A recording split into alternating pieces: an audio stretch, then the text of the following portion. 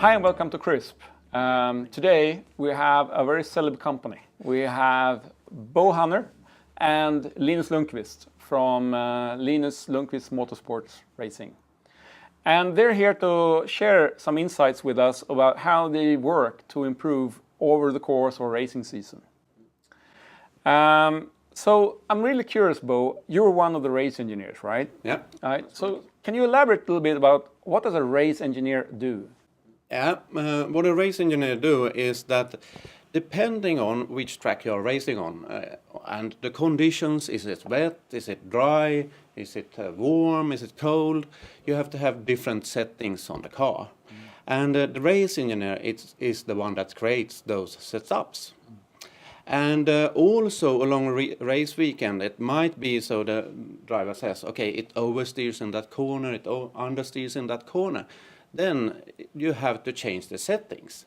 And what the race engineer do then is, you could say that translate that's what the race driver says into mechanical properties that you have to adjust.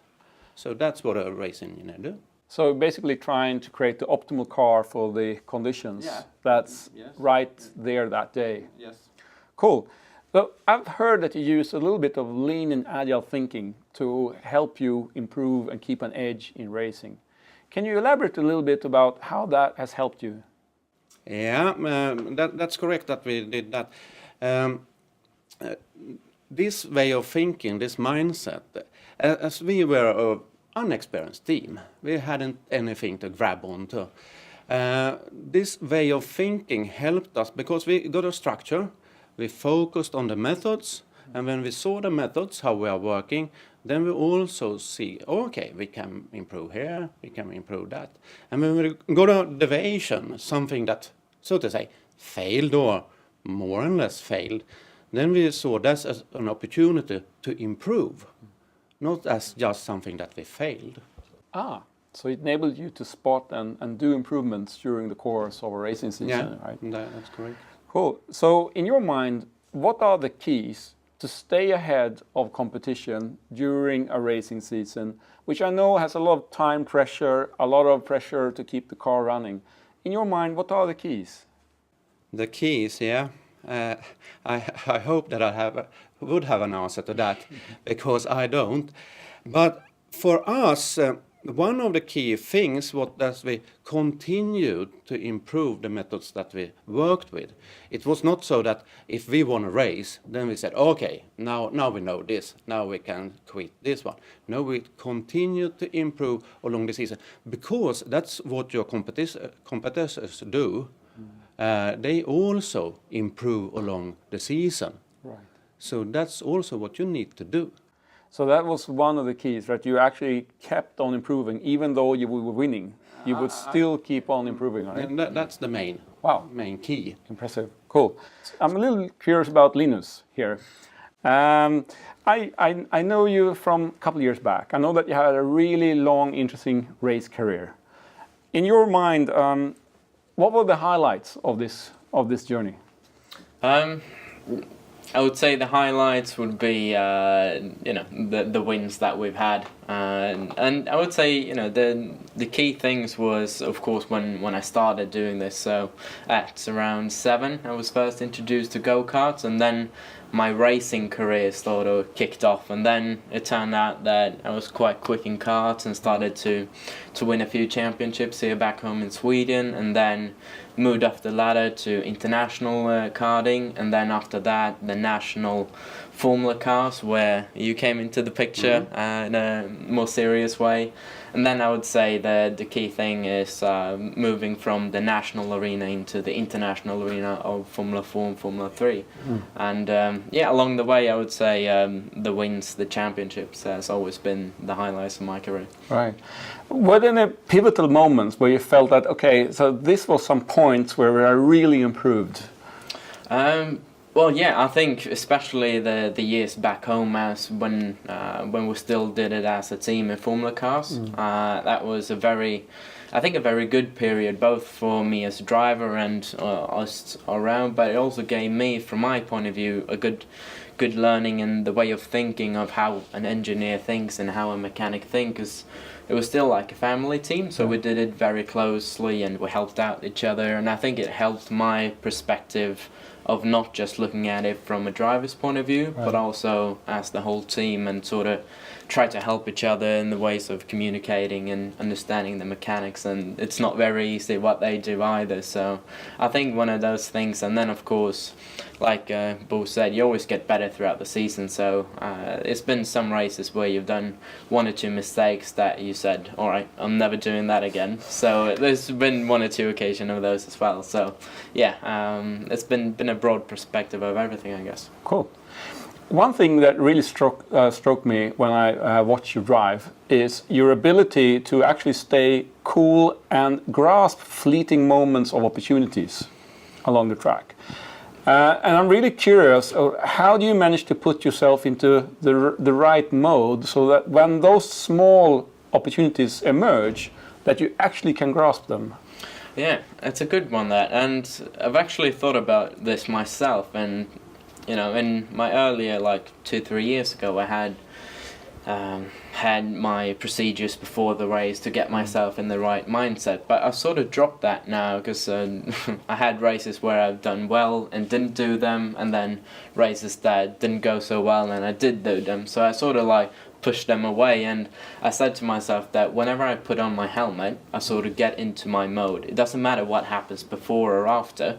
As soon as I get my helmet on and I'm strapped on, I'm into my mode. And as soon as, you know, the lights go out, you don't really have that much time to think about it, because like you say, we race so closely that sometimes you will have tenths or hundreds of a second to react and do something. So I think that's more something, I guess, that just how I am and how I react to things. And, you know, sometimes it goes my way and sometimes it don't, but most of the times it seems it's gone well. And I guess it's just my basic instinct and what I feel is right for the moment.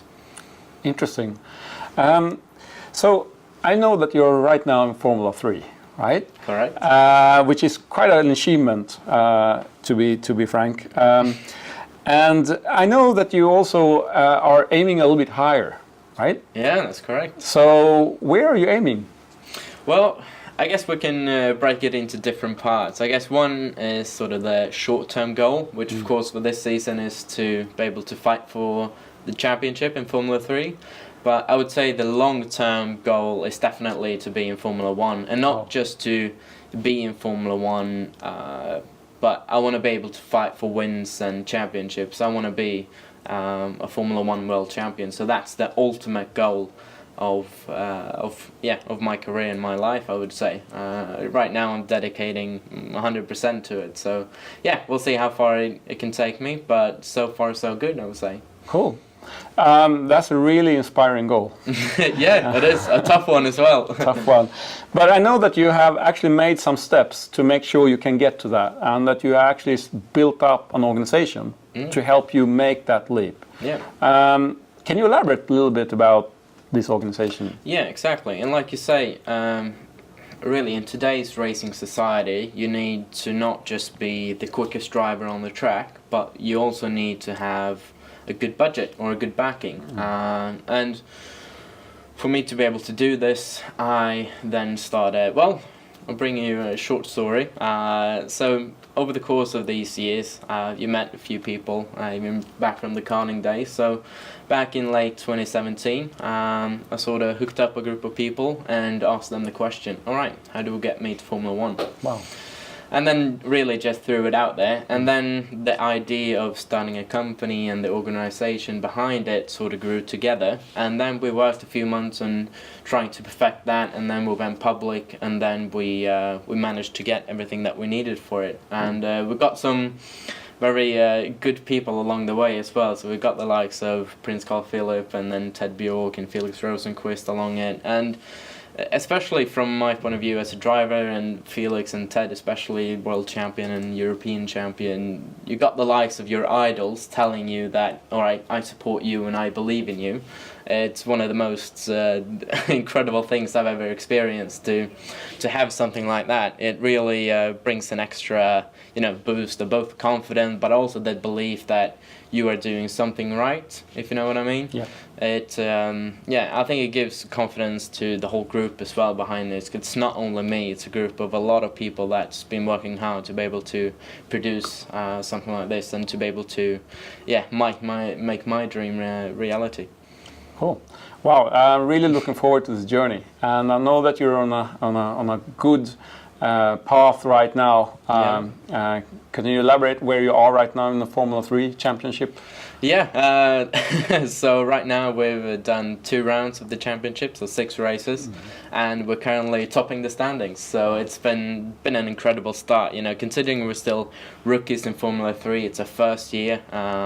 We got 4 out of 6 possible podiums with 2 wins, the only ones to got more than 1 win. So it's been an incredible start to the season. It's a long way to go, I know that, but I'm just very happy to be up there even now in the beginning of the year, because I think that as rookies we will only improve throughout the course of the season. So I'm really looking forward to the end of it and see what how the standings will be then. A really cool start in a long journey, right? Yeah, exactly. So really curious to see your journey towards Formula 1. Me too. And I want to thank you for coming and sharing. Thank you very much. And hope to stay in touch. Yeah, we will.